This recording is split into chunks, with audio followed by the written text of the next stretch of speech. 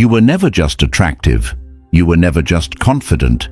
You were never just her type. She fell for something deeper, something she doesn't even understand, something she won't admit. And if you don't understand what that is, it'll destroy you. This is not a game. This is not another dating tip video. This is about truth.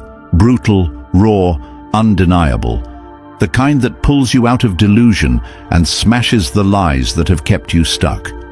Most men are chasing love without knowing what love even means to a woman. You've been told to be nice. You've been told to be available. You've been told to just be yourself. And it failed. Every time.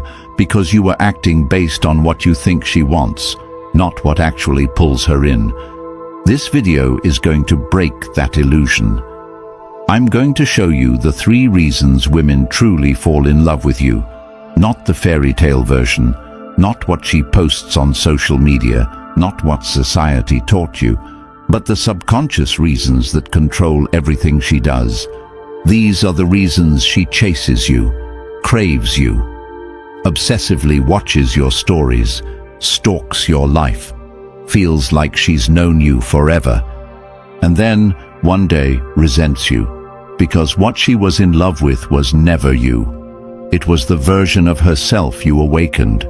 This is the truth. You can reject it, or you can take control of it, right now. Subscribe to this channel if you're ready to break free from illusion and help more men hear what the world is too scared to say.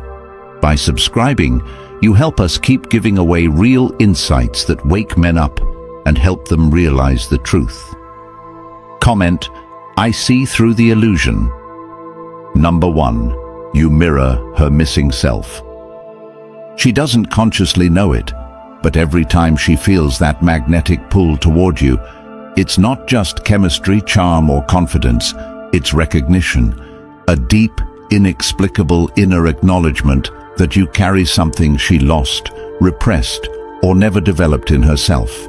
And this feeling, this unspoken familiarity, creates an emotional reaction that bypasses her logic and strikes her core identity, because inside every woman, beneath the roles she plays, the independent achiever, the good daughter, the trauma survivor, the boss, the perfectionist, there is an unseen part of her that's been waiting to exhale, a part that's suffocated under years of expectation, emotional labor, cultural scripting, and silent endurance. And when you show up, embodying grounded masculinity, not performative masculinity, but quiet, controlled, peaceful presence, you act as the catalyst to her unconscious longing for herself. You reflect to her a part of her she's never known how to fully access, a part she maybe only caught glimpses of in art, music, or fleeting moments of childhood wonder. And suddenly, your energy makes her feel like herself, or more accurately, who she imagines she could be if she was free from all the scripts and masks she's had to wear. And that experience isn't intellectual, it's somatic. It happens in her nervous system, in the way her breathing shifts when she's near you, in the way her guard softens for no reason, in the way her voice slows down or speeds up depending on whether her inner self feels safe or exposed. And that's why attraction at its deepest level is never really about your physical traits or material assets. Those are surface hooks that get filtered through something much more primal. The question of who you allow her to become in your presence. And if you don't know this, you'll be confused when her desire for you seems to come out of nowhere, or why it intensifies even when you say or do very little, because it's not about what you're doing. It's about what you're representing, and in the psychological framework of Carl Jung, this is the anima projection reversed. You're not projecting your feminine onto her.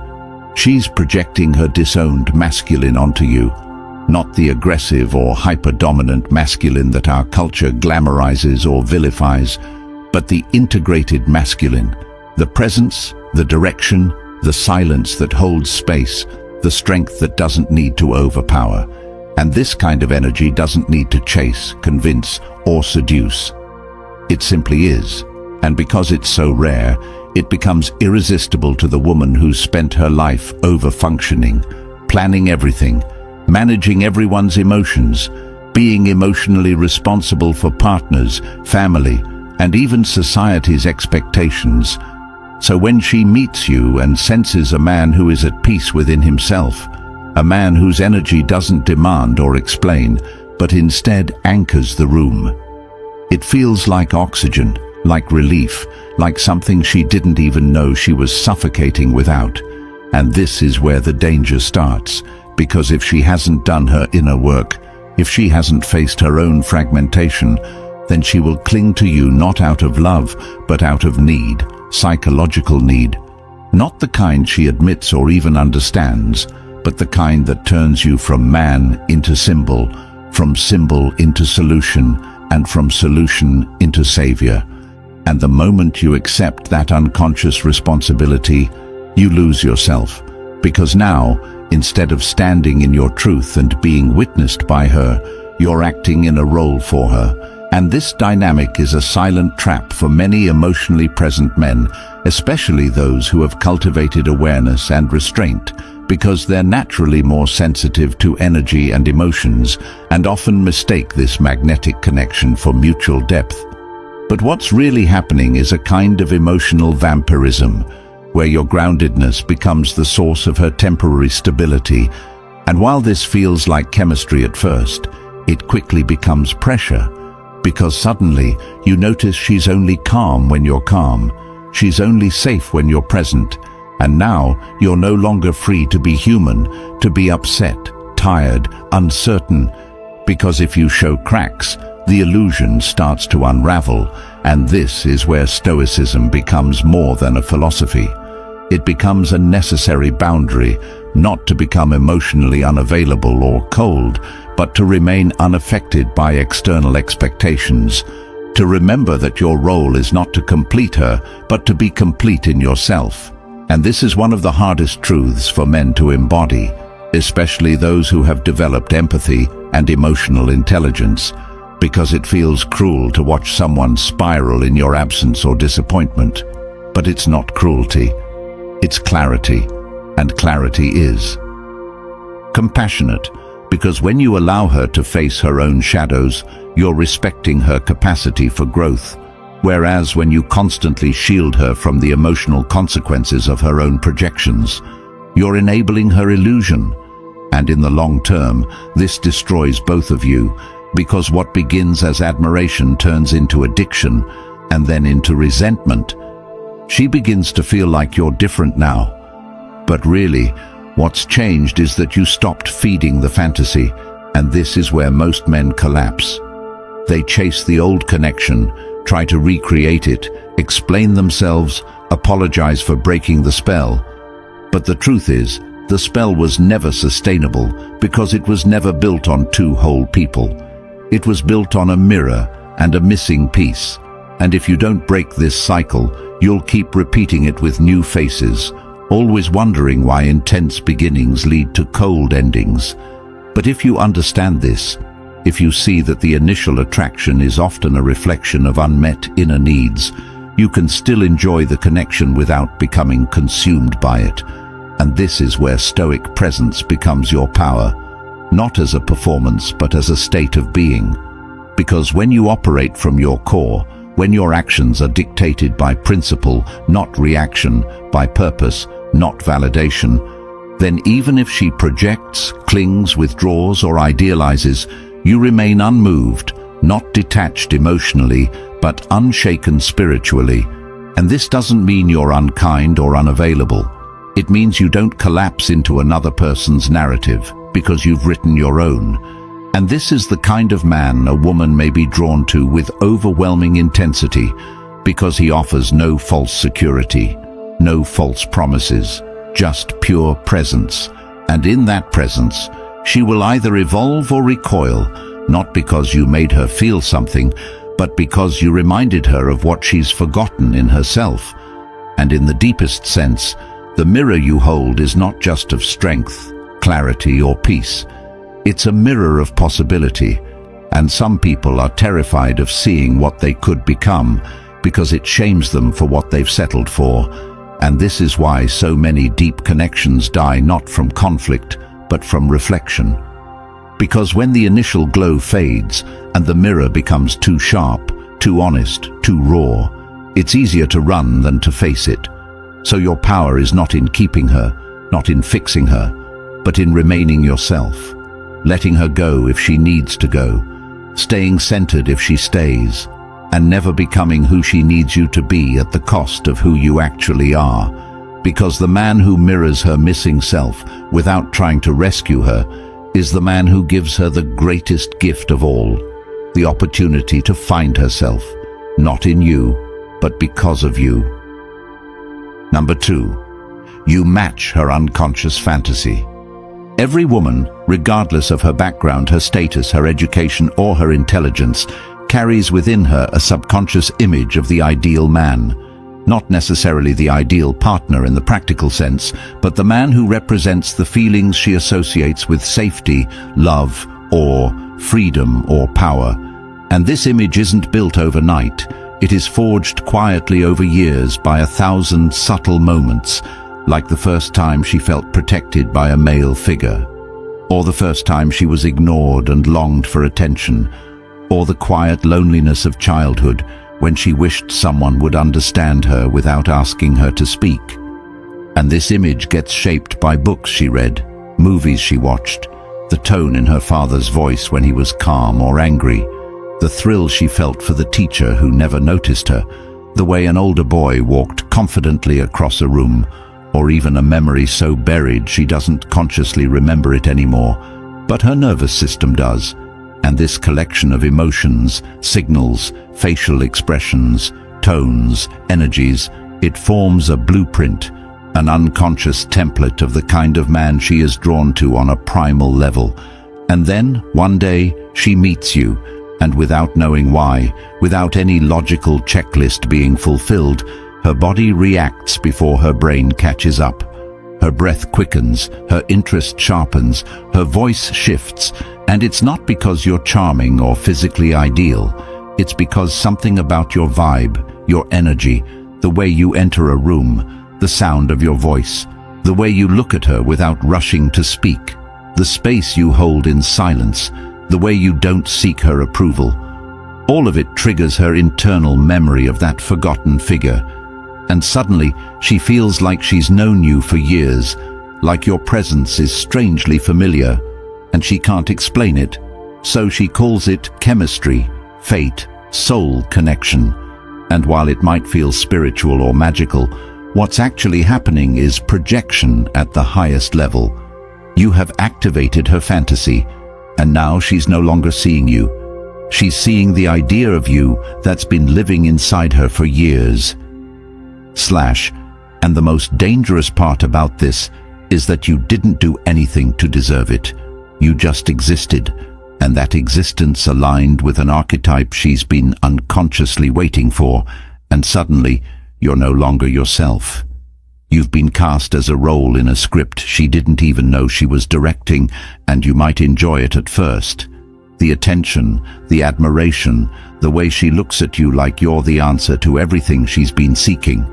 But what starts as flattery quickly becomes a prison, because now, whether you know it or not, you are no longer free to be real, because the moment you show something that doesn't fit the character she's given you, irritation, doubt, insecurity, humanity, the fantasy begins to unravel, and she may not even realize why her attraction is fading, or why she's suddenly distant.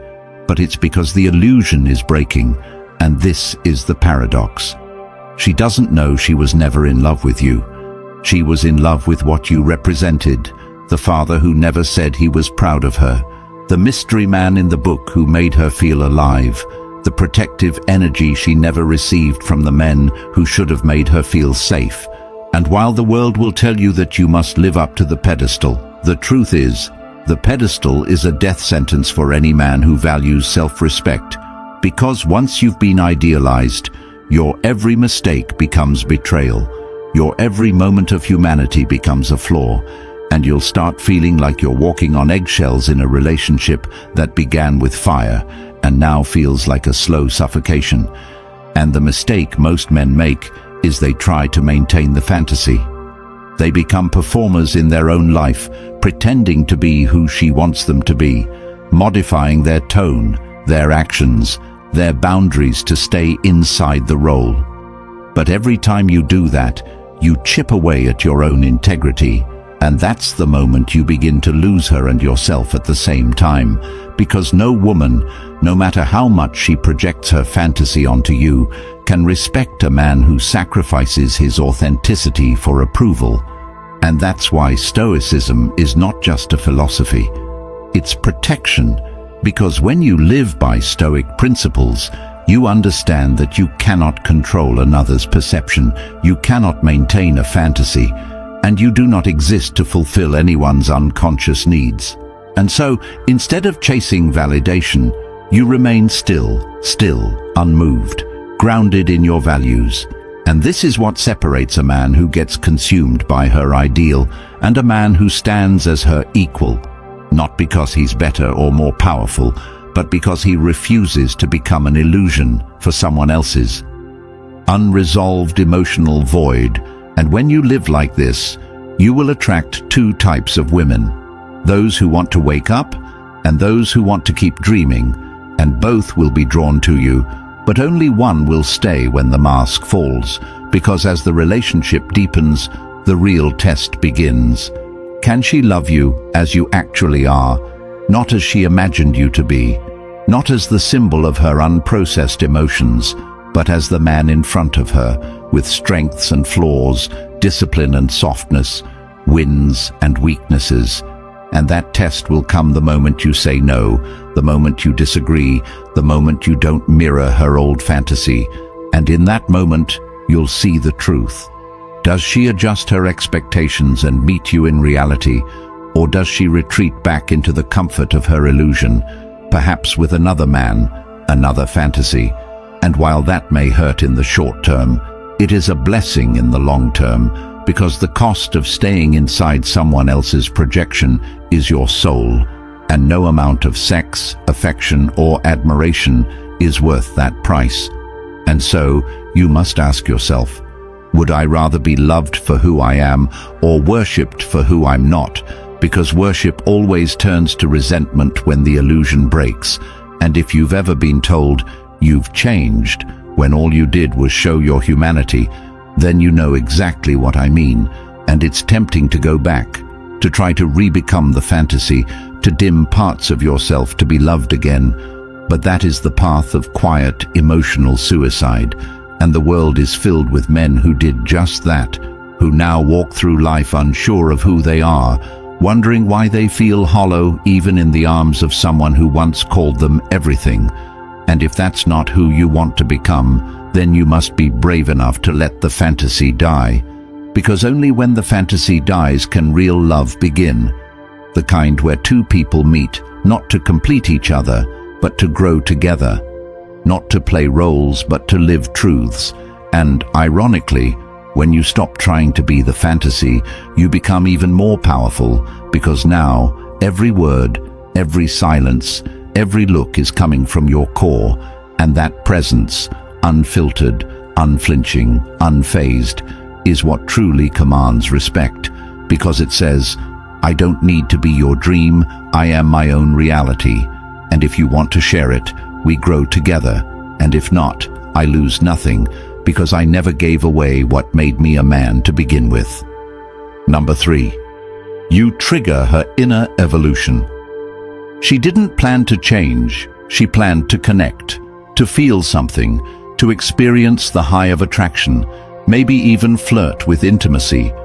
But she never planned for transformation, yet when she met you, her emotional world shifted, and not in a soft, manageable way, but in a deep, disorienting, soul-level way that disrupted her entire perception of who she was, because you weren't just another man with good looks and charm. You were a mirror with depth, a mirror she couldn't escape from, and what you reflected wasn't just beauty or validation, but the parts of herself she had kept buried, ignored, or denied. And when a woman meets a man who holds that kind of energetic and psychological space, she doesn't just fall for him. She unravels, not because he says something poetic or does something romantic, but because his presence alone evokes a kind of inner earthquake, a tectonic shift that forces her to confront her unfinished business, her traumas, her fantasies, her illusions, and most dangerously, her identity. And this confrontation, though subtle at first, grows in intensity because a man who embodies Stoicism, real Stoicism, not fake indifference or emotional detachment, but the calm power that comes from inner discipline, emotional sovereignty, and the absence of need, becomes the immovable object against which her emotional tides crash. And she can feel it, not in her mind, but in her body, in the way her emotions spike around you, in the tension she feels when she tries to manipulate you and you don't react, when she tries to impress you and you remain unmoved, when she opens up emotionally and you don't collapse into the drama, but simply listen. And in those moments, she senses that she's no longer in control of the narrative, because for most of her life, especially if she's attractive or used to being desired, she's been able to steer interactions, to direct the emotional current through performance or charm or chaos. But you break the script, you disrupt the pattern, and in that disruption, you become the very thing she didn't know she was searching for. A man who can't be seduced by surface, who sees through illusion, and who invites her silently to evolve. And evolution is not comfortable, it is not romantic, and it is not convenient, because it requires ego death, the burning away of identity, the dismantling of all the false structures she's used to survive in a world that never truly saw her. And now she's faced with a choice, to stay small and lose you, or to expand and face herself. And most will not choose expansion, not because they can't, but because they won't, because inner growth is pain dressed in silence. And it takes a rare woman to step into that voluntarily, especially when the trigger for that growth is a man she can't control. And this is why she'll sometimes act out, become erratic, start fights over nothing, try to provoke you, test you endlessly, because she's trying to pull you back into the old emotional framework where she feels safe, where she knows the rules, where she can label you, define you, and therefore contain you. But when you don't respond the way every other man did, when you don't flinch, justify, collapse, or retaliate, she realizes you're not in her reality, you're in your own. And that realization is terrifying, because it means she has to either join you in your reality or retreat back to hers. And this is where the power lies, not in dominance, not in control, but in your refusal to abandon your center, because a man who can hold his ground in the storm of emotional chaos without suppressing his truth or attacking hers becomes the lighthouse in her hurricane, the point of reference in her sea of confusion. And if she's ready, she'll step toward the light, not because you begged, persuaded, or proved yourself, but because your presence makes staying the same feel unbearable. And now she begins to shift, subtly, slowly, awkwardly at first. Her tone changes, her walls soften, her games stop. Not because she's scared to lose you, but because she begins to see herself. And in that seeing, love becomes possible, but only if she lets go of the parts of her that only knew how to survive through manipulation, control, and fantasy. And that's not a small ask, because for many women, those traits aren't just habits. They're survival strategies developed from abandonment, betrayal, or environments where being real wasn't safe. So don't mistake her hesitation or resistance as lack of interest. Often, it's terror, because you don't just make her feel. You make her question everything she thought she knew. And that's why so many women who deeply feel your energy disappear, ghost, or lash out. Not because you hurt them, but because you awakened them. And awakening is often met with rejection before it's met with gratitude. And if you don't understand this, you'll start believing you're too intense, or too deep, or too much. and begin diluting your essence to be more digestible. But never do that, because your essence is not the problem. It's the medicine, and medicine isn't supposed to taste like candy. It's supposed to heal, and healing often hurts. So stand firm, not out of arrogance, but out of service to truth. Because the truth is this: the most transformative relationships aren't built on ease and comfort, but on the fire of mutual evolution. And that fire is lit the moment you stop playing roles and start being real. And the more real you are, the more she'll either rise to meet you or run to protect her ego. And both outcomes are victories, because you're not here to be adored. You're here to embody your truth. And if she's drawn to that truth, let her stay. And if she's repelled by it, let her go, because your purpose is not to be chosen by every woman. It's to be known by the right one. And the right one won't need you to shrink, explain, or perform, because she won't see you as a project, savior, or God. She'll see you as a man, one who triggered her evolution not through control, but through unwavering presence. And that presence, rooted in Stoic philosophy, is what makes you powerful, because the Stoic doesn't impose. He inspires, he doesn't react. He observes, he doesn't chase. He attracts, not through tricks, but through truth. And that truth is rare, which is why the women who feel it often run from it before they run toward it. But that's not your burden. Your job is to stay aligned, stay centered, and never compromise your integrity for temporary attention. Because when you live this way, even if she doesn't stay, you'll have done your job. Not as her boyfriend, but as her catalyst. The man who walked in without warning, disrupted the illusion, and walked out unchanged. Not because you didn't care, but because you cared too much to lie. And in that truth, you become unforgettable. Not for your charm, your money, or your looks, but for your impact. The kind of impact that echoes in her soul long after you're gone. The kind that makes her question every man after you, not in comparison, but in contrast, because none of them triggered her to grow. And now that she's tasted evolution, settling will feel like slow death. And maybe she'll reach back out. Maybe she won't. But by then, you'll be too far gone. Not because you moved on in bitterness, but because you moved forward in purpose. Because once you realize your presence alone is powerful enough to alter someone's life, you stop trying to prove it. You just live it. And that, above all else, is what makes you unshakable. If you've listened this far, you already know. Most men have been lied to. They've been trained to seek approval, to be needed, to perform like actors on a stage they never auditioned for. But you are not here to be chosen. You are here to choose. You are not here to be decoded by women. You are here to understand yourself so deeply that no projection, no illusion, no craving for admiration can ever shake your center. And this is where Stoicism becomes not a mindset, but your armor. You stop chasing fantasies. You stop becoming what she imagines. You become what is real. Because no matter how deeply a woman is drawn to your confidence, your mystery, your masculine calm, the man who holds his frame while the world spins around him is the man who can't be replaced. Not because he begged to be loved, but because he loved his own peace more than her approval.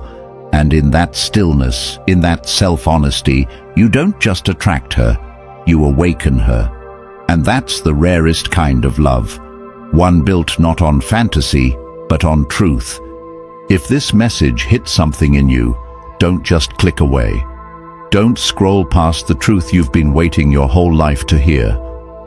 Comment, "I choose truth over illusion," if you're ready to break the cycle for good. Support this channel, not for vanity, but because every man who hears this changes. Every man who wakes up becomes unshakable. Every man who sees clearly sets thousands free just by living differently. Subscribe, share this message, help it reach men who are being destroyed by projection and false connection. Support the mission, stand for truth. And if you walk this path, If you choose stoic presence over performance, you won't need her to stay, because you'll finally know who you are when she leaves.